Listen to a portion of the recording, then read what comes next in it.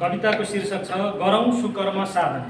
कविता चाहिँ लेख्छु फेरि अन्तिममा शीर्षक राख्ने बेलामा चाहिँ अलमलिहाल्छु क्या, अलिक मिल्दैन जस्तो लाग्छ।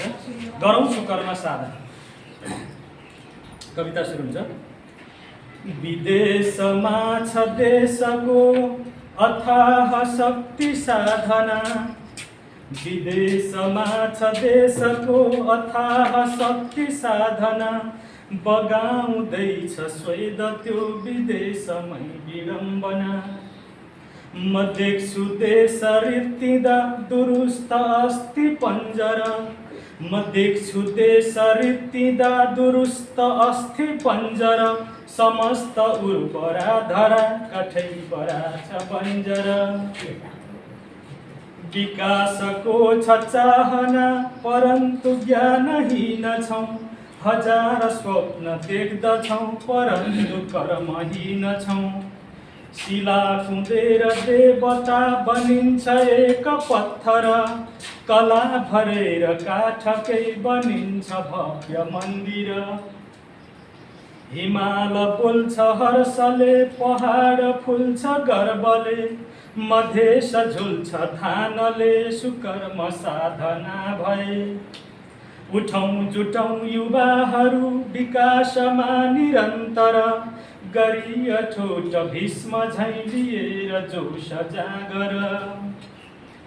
हजार धाम छन् यही करोड कृष्ण राम छन्, हजार धाम छन् यही करोड कृष्ण राम छन्, अजेय शक्ति मूलका विशुद्ध शान्ति दूत छन्। यही म छर्छु हरदमै अमूल्य स्वेदका कण, र मात्र आत्मतृप्तिले रमाउला यो मन। सहर्ष वक्ष भित्र नै लुकाउला म देश यो, सचित्र नेत्र भित्र नै सजाउला म देश यो। गरी उडान स्वप्नको म स्वर्गमा बिसाउला, र बुँद बुँद मट्टीमा स्वयं सुधा मिसाउला। म सास फेरुला यही पहाडको बतासले, म सास फेरुला यही पहाडको बतासले, म प्राण राखुला यही मधेसको अनाजले।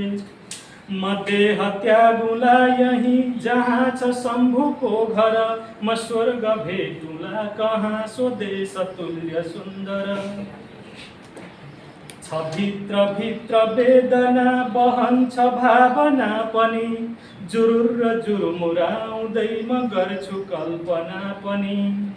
सुकर्मले सजाउला र देशभक्ति गाउँला, गरेर कर्म साधना उचाइमा पुर्याउला।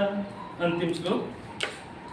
म घाम तापुला यही बसेर हैम काखमा, म शीत थापुला यो सधैँ बिहान साँझ माथमा। नुहाउला म सर्वदा विशुद्ध दुग्ध कुण्डमा, अनन्तसम्म बाँचुला स्वदेश पुष्प बागमा, अनन्तसम्म बाँचुला स्वदेश पुष्प बागमा। अब यो सँगसँगै एउटा सानो जानकारी